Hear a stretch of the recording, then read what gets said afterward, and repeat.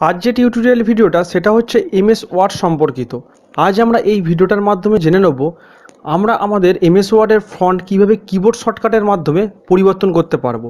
যেমন বন্ধুরা এখানে দেখতেই পাচ্ছেন আমার এখানে এই মুহূর্তে ক্যালিব্রি ফন্টটা রয়েছে। আমি দেখুন কিবোর্ড শর্টকাটের মাধ্যমে আমার ফন্টটাকে চেঞ্জ করব। তো দেখতেই পাচ্ছেন বন্ধুরা এই মুহূর্তে আমার ফন্টটা এরিয়াল হয়ে গেল। আবার আমি একটা কিবোর্ড শর্টকাটের মাধ্যমে আমার ফন্টটা কিন্তু চেঞ্জ করে নিচ্ছি। এই দেখুন এরিয়াল ব্ল্যাক হয়ে গেল। তো এটাই কিভাবে আমি ফন্টটা কিবোর্ড শর্টকাটের মাধ্যমে চেঞ্জ করছি এটাই আজকে আমরা এই ভিডিওটার মাধ্যমে চলুন দেখে নিই।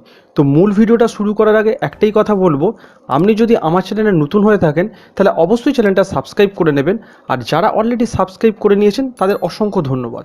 তো চলুন বন্ধুরা মূল ভিডিওটা আমরা দেখে নিই। তো বন্ধুরা প্রথমে আমাদের করতে হবে এই রিবন বারে যে মেনুগুলো আছে এই মেনুগুলো যে কোনো একটার উপরে রাইট ক্লিক করে আমরা চলে যাব কাস্টমাইজ দ্য রিবন এই অপশানে। তো কাস্টমাইজ দ্য রিবন এই অপশানটা চলে আসার পরে আমাদের কাছে একটা ডায়লগ বক্স ওপেন হয়ে যাবে। তো এইখান থেকে আমরা সরাসরি চলে আসবো কাস্টমাইজ। তো কাস্টমাইজে আসার পরে আমাদের কাছে আবার একটা ডায়লগ বক্স চলে আসবে। তো এইখান থেকে উপরে যে অপশানগুলো আছে তার মধ্যে থেকে আমি প্রথমে একটা যে কোনো অপশানের ওপরে সিলেক্ট করে তারপর আমি এফ প্রেস করব। এফ প্রেস করার সঙ্গে সঙ্গে দেখতে পাচ্ছেন আমার কাছে এই ফন্ট বলে অপশানটা সিলেক্ট হয়ে গেল, আর ঠিক তার রাইট সাইডে আমার যেসব ফন্টগুলো রয়েছে সেই ফন্টগুলো চলে এলো। তো এই ফন্টগুলোর মধ্যে আপনারা আপনাদের পছন্দ মতো বাংলা, ইংলিশ, হিন্দি যা ইচ্ছা ফন্ট আপনারা আপনাদের শর্টকাট করে রাখতে পারেন। তো ধরুন আমি এখান থেকে যে কোনো একটা ফন্ট, ধরুন বিজয়, এই ফন্টটাকে আমি সিলেক্ট করে নিলাম। সিলেক্ট করে নেওয়ার পরে এই নিচে দেখুন লেখা রয়েছে প্রেস নিউ শর্টকাট কি। তো এইখানে আমি একটা শর্টকাট কি দেবো। তো ধরুন এখান থেকে আমি বিজয় যেহেতু আছে তাই বি দিয়ে আমি ধরুন এখানে আমি করছি কন্ট্রোল শিফট বি। তো দেখতেই পাচ্ছেন আমি এখানে control plus shift plus B এইটা করার পরে মানে এইটি শর্টকাট আমার তৈরি হলো। এই control plus shift plus B যখনই আমি একসাথে প্রেস করব তখন আমার বিজয় ফন্টটা চলে আসবে। তো এইখান থেকে এইটা করার পর আমাকে এখানে করতে হবে কি অ্যাসাইন। তো অ্যাসাইনটা ক্লিক করার পরে আমি ধরুন আবার কোনো ফন্ট আমার শর্টকাট করতেই চাইছি, তো এখান থেকে যে কোনো আপনি ফন্ট সিলেক্ট করতে পারেন যেটা আপনাদের পছন্দ।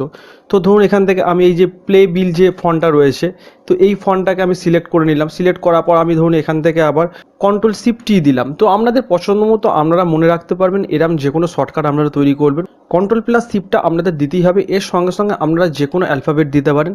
তো এটাকেও আমি অ্যাসাইন করে দেবো। অ্যাসাইন করার পর এটা ক্লোজ করে দেবো। ক্লোজ করে দেওয়ার পর এটাকেও আমি ওকে করে দেবো। ওকে করে দেওয়ার পর বন্ধুরা এইবার দেখুন আমি কিবোর্ড থেকে কন্ট্রোল শিফট টি যেই প্রেস করব তো দেখতেই পাচ্ছেন এখানে আমার প্লে বিল যে ফন্টটা ছিল সেই ফন্টটা চলে এলো। এরপরে বন্ধুরা আমি কন্ট্রোল শিফট বি যেই প্রেস করব তো দেখতেই পাচ্ছেন আমার এখানে বিজয় বলে যে ফন্ট আমি সিলেক্ট করেছিলাম সেই বিজয় বলে ফন্টটা কিন্তু চলে এলো।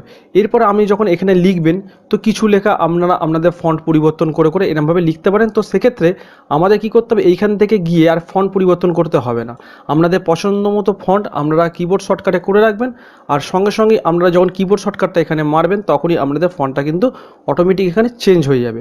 তো আশা করি বন্ধুরা পুরো বিষয়টা আপনারা বুঝতে পেরেছেন আপনাদের ফন্টের শর্টকাট কীভাবে আপনারা করবেন, আর যদি করে রাখেন তো অবশ্যই আপনারা এটা থেকে উপকৃত হতে পারবেন। তো ভিডিওটা ভালো লাগলে অবশ্যই চ্যানেলটা সাবস্ক্রাইব করে দেবেন, আর সাবস্ক্রাইব করে দেওয়ার পাশাপাশি নিচে থাকা বেল আইকনটা অন করে দিয়ে অল নোটিফিকেশান করে দেবেন, যাতে এরকমই পরবর্তী ভিডিওগুলো আপনার কাছে সবার আগে পৌঁছে যায়। আর বন্ধু বান্ধবদের মাঝে ভিডিওটা শেয়ার করতে ভুলবেন না।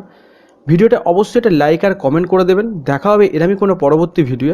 ততক্ষণ পর্যন্ত ভালো থাকুন, সুস্থ থাকুন, ধন্যবাদ।